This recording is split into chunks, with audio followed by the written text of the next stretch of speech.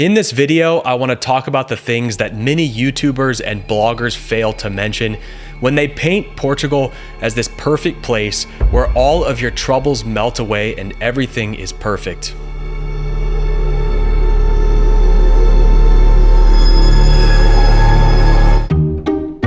As of recent, we're starting to see quite a few YouTube videos and blogs about Portugal not working out for Americans that arrived with high expectations. Apparently, the incredible beaches, age-old castles, and pastel de nata wasn't enough to keep these Americans happy in Portugal. Is it that the culture in Portugal is too different for Americans to comfortably settle into? Well, today we will explore some of the main reasons why so many Americans end up leaving Portugal. But first, let's find out the big question you've all been waiting for. Could Dave in Portugal actually be Portuguese? Say what? I recently did a DNA heritage test from MyHeritage, and here's how it went. This is the box MyHeritage sends you. It's super simple. You just swab your cheek with some saliva and send it off and wait for your results. So I just received the results from MyHeritage. Let's see what ethnicity I am. Dave, are you ready to explore your ethnicity? Let's go. I'm a little bit nervous. Dave, you are 51% Irish, Scottish, and Welsh. This I pretty much already knew. 22% Scandinavian. I did not know that. That's crazy. I definitely didn't get the height for that one. 13.1% Iberian. I might be Portuguese. Oh my gosh. 8.4% Italian. I thought I was more Italian. Interesting. And 5% Baltic. Dave in Portugal might be Portuguese. If you click on the DNA Matches tab, you can see who you are possibly related to and even contact them. It shows here I have a possible DNA match with someone in France. If you want to learn about your ethnicity, MyHeritage has a promotion going right now. Click the link in the bio and use the coupon code to get free shipping. You will also get a 30-day free trial. The purpose of this video is not to complain about living in Portugal, but to give Americans a realistic perspective on what it's like to live here. Don't get me wrong, I absolutely love living in Portugal, but moving here as an American or a foreigner certainly doesn't come without challenges. Sometimes it just feels like nothing is going right, and even though you have everything organized and prepared, you just keep getting smashed down with issues, and it just feels like, Mom, I'm trying to make a video here. Can you please keep it down? I just read an article today from the Business Insider in the United States talking about Americans moving in droves to Portugal in search for a better quality of life and a lower cost of living. But I feel like articles like this lack a lot of depth and fail to give insight on what it's really like to live here in Portugal. Firstly, let's discuss how the locals feel about Americans moving in. Spoiler alert, they're not too happy about it. According to Eurostat, the European Union Statistic Agency, Portugal's housing prices rose 157% from 2020 to 2021, and rents rose 112% from 2015 to 2021. Considering the wages in Portugal are some of the lowest in Western Europe, this price increase has made it very hard for locals to sustain their living. Protests on Airbnbs and local accommodations have been going on for the past couple years because the locals are being priced out of their houses and can't afford to live in places like Lisbon, Porto, or the Algarve anymore. A lot of people even consider the Algarve not a part of Portugal anymore. These places are losing their authenticity and starting to become large tourist traps. But Portugal really wasn't on Americans' radars until the last couple of years. I think the pandemic had a major impact on Americans that were clocking in to 9-to-5 jobs pre-pandemic, and once they started working from home, they didn't want to give that up. People became used to this idea of working from home, and so as people started to get called back into their offices, Americans naturally looked for places where they could have a better quality of life and never returned to their 9-to-5 jobs. There is this perception that Portugal is so much cheaper than the United States, but is this really true? Sure, if you compare the daily cost of living with states like California or New York, then obviously Portugal will be less than half of the general cost of living.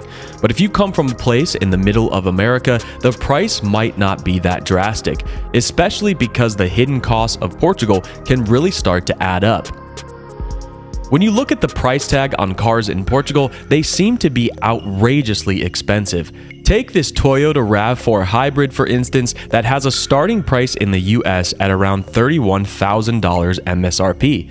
But in Portugal, this same make and model is priced at almost 48,000 euros. However, there is one caveat here: MSRP sales for cars in the United States don't include the tax.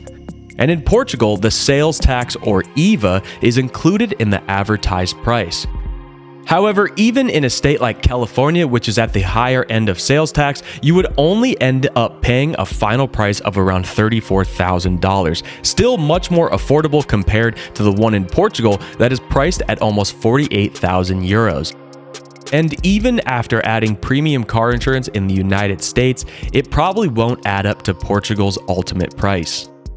And one of the most expensive things about driving in Portugal are the highway tolls. If you thought you were just going to be able to live in a van and travel cheaply by highway everywhere in Portugal, think again. It's very expensive to drive in Portugal on the highways. I recently went on a trip from Lisbon to Porto and spent about 80 euros in tolls round trip.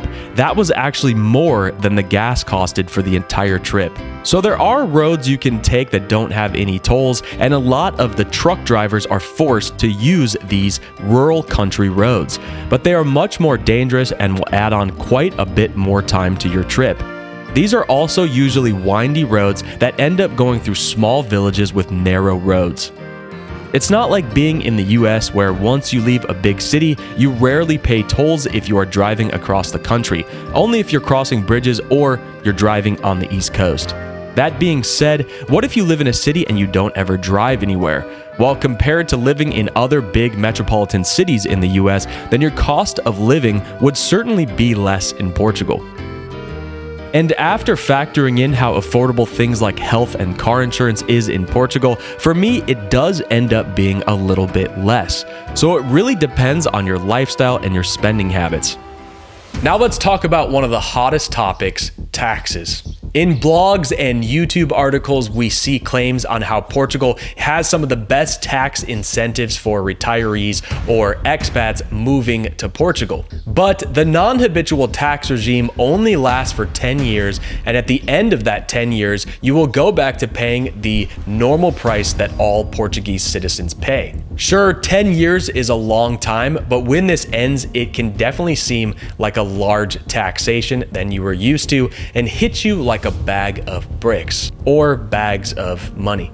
Also, one thing that no one talks about as much is that you have to have a skilled job and qualify for the NHR, which not everyone does. If you are used to the fast pace of a capitalist culture where the consumer is always right, then Portugal's slow pace can sometimes feel excruciating. But there is nothing that you can really do about it, and you just need to accept it and develop patience. This is how most of Southern Europe is. But out of all of these, the hardest part for me as an American living in Portugal has nothing to do with the culture or country at all. Being away from your family and friends, especially while your elders are aging, is very difficult. Not being able to watch your nieces and nephews grow up can sometimes feel like you're missing out. Luckily, we live in a time with FaceTime and video chat, but sometimes it just doesn't feel like enough. This is the one you hear a lot about when talking about Portugal: the bureaucracy, bureaucracy, bureaucracy. Sometimes state processes like getting your driver's license or getting access to the universal healthcare can seem like a nightmare. In Portugal, how they deal with foreigners can almost seem like a case-by-case basis, that is being interpreted by the state worker that is dealing with you. You might visit one office that tells you one thing, only to go to another office that tells you another. You hear absolute horror stories of people showing up to their immigration meetings at the SEF, which is the Immigration Offices of Portugal, only to be met by a sign that says closed for the holiday or for a strike, when they had scheduled this appointment sometimes as far as 6 months in advance. So you can see how people would be frustrated if you had to wait 6 months for an appointment only to be canceled that day when you got there. Also, be prepared for documents to be misspelled or to have some errors on it, as I've had a couple of state documents have some errors that I had to send back a couple times to be corrected. So make sure to have patience if you are dealing with these services, as they're not so used to dealing with Americans, and they are also kind of doing it as it develops. So have some patience for the process. I am very happy to be here in Portugal, and I have no plan on leaving, but I want to make sure that Americans know what they are getting themselves into, and Portugal isn't some place with rainbows and kittens raining everywhere. If you can't tell by my video, there is a lot of intentional satire.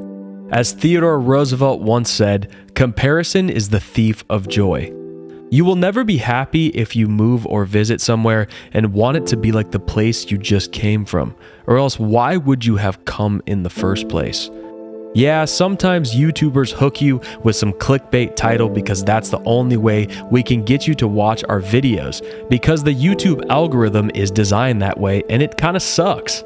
But hopefully, if you're still watching, I can inspire you to let go of your expectations and just enjoy the ride.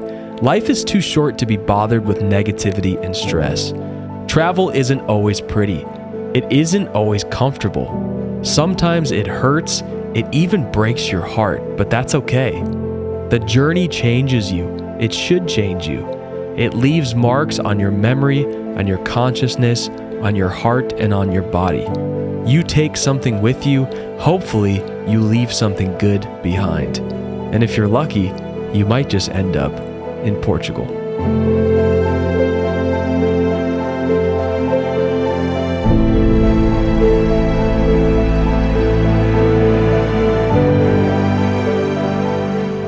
If you want to see more content about Portugal, make sure to hit the like and subscribe button, because I'll be posting videos every single week on this YouTube. If you want to support me, check out my Patreon account. The link is in the bio below. This is Dave in Portugal, and we'll see you next time.